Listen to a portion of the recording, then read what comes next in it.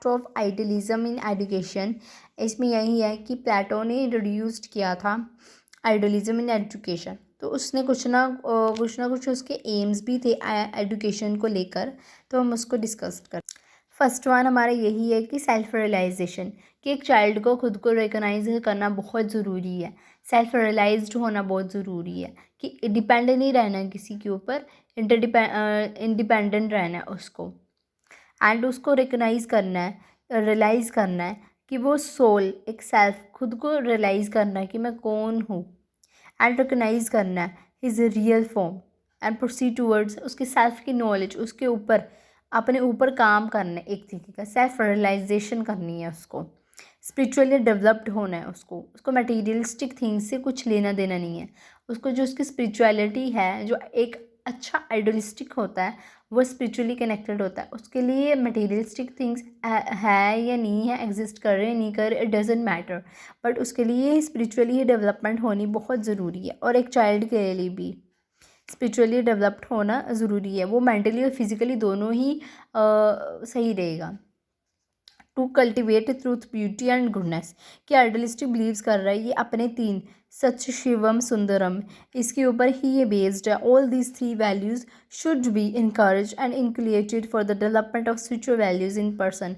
एक पर्सन में अगर स्पिरिचुअल वैल्यूज़ डालनी है तो ये सब तीन चीज़ें भी उसके पास होनी चाहिए और उसको समझानी भी चाहिए, ये तीन चीज़ें, सच, Shivam, Sundaram.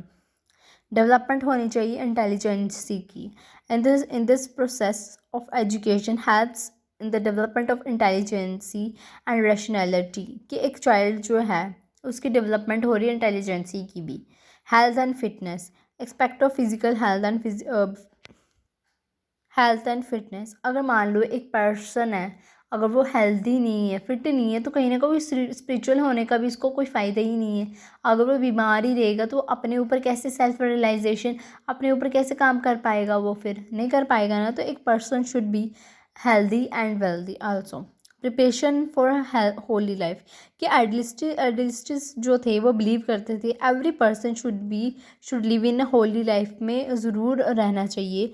Education should create conducive environment, ऐसा इन्वायरमेंट ज़रूर कंडक्ट करना चाहिए जो situations in which one may be able to concentrate on spiritual development and self realisations के ऊपर वो ज़रूर बेस्ड अपना फोकस्ड एक सेल्फ रियलाइजेशंस के ऊपर और स्पिरिचुअलिटी के ऊपर वो अपना फोकस ज़रूर बना सके। कि होली लाइफ, पाठ पूजा इंसान का डे टू डे एक कह सकते हैं, ये नहीं कि वो भगवान के ऊपर दया करके कर रहा है, उसको खुद करनी चाहिए कि भगवान ने उसके ऊपर दया करके स्पिरिचुअलिटी उसके ऊपर डाली है।